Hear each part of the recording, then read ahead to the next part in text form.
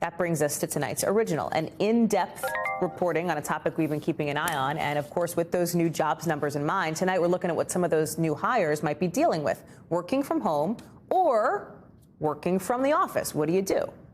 For some workers, remote work became a way to get the job done. Not for all workers. Some workers did not have the luxury of working from home. Some did.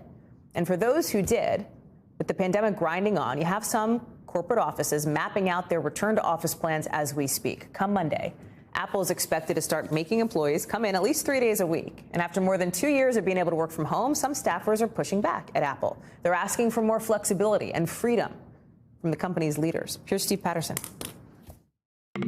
There's a labor resistance brewing in the core of Apple. On Monday, the company is expected to begin enforcing a new return-to-office policy for its corporate workers in the San Francisco Bay Area, at least 3 days a week in the office. That's according to a memo sent out by CEO Tim Cook, which NBC News obtained and was first reported by Bloomberg. The memo said other offices would hear more details shortly. Apple making headlines for the move. When companies like Apple say something, there's no doubt that they have an outsized sort of influence on the narrative. But Apple now facing pushback. At least 1,000 people signing a petition under a group of organized employees called Apple Together, demanding more flexible work. It's unclear how many signatures are from retail versus corporate employees. We're arguing for flexibility. Stephen McGrath, a software developer who worked for Apple in the 90s and returned 4.5 years ago, says he signed the petition because he's worried about the company's values.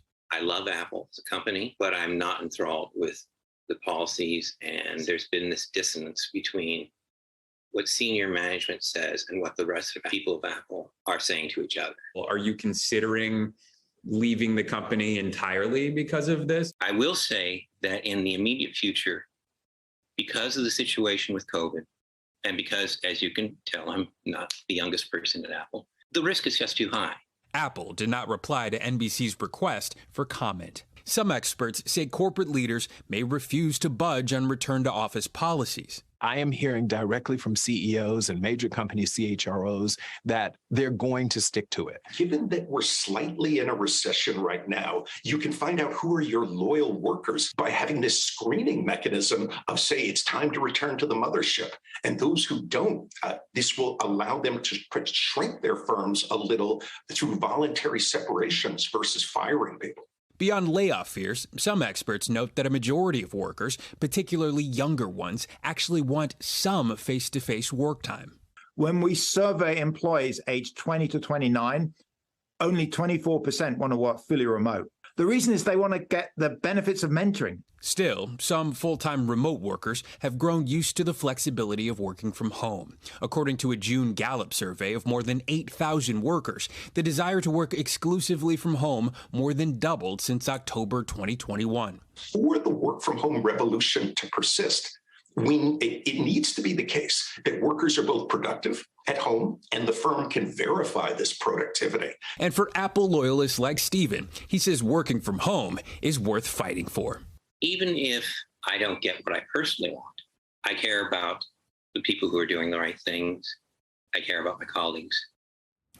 Steve is joining us now. I think it is a debate that a lot of people are having around the country. I think it's worth noting that not everybody gets the privilege of being able to work from home or the luxury of it. Some workers do not have that ability, right, because of their jobs. But for people who do, there's often the sense that these big tech companies kind of set the tone for others, at least for sure in Silicon Valley and maybe across the country. Are you getting any sense that Apple is like hearing this pushback? How are they responding, et cetera?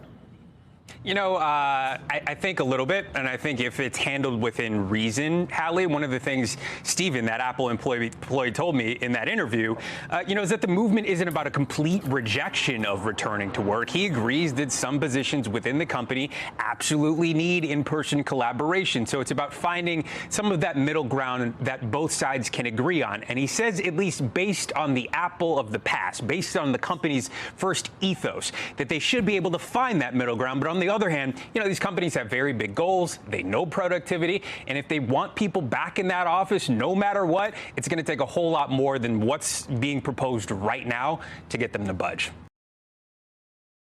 Thanks for watching our YouTube channel. Follow today's top stories and breaking news by downloading the NBC News app.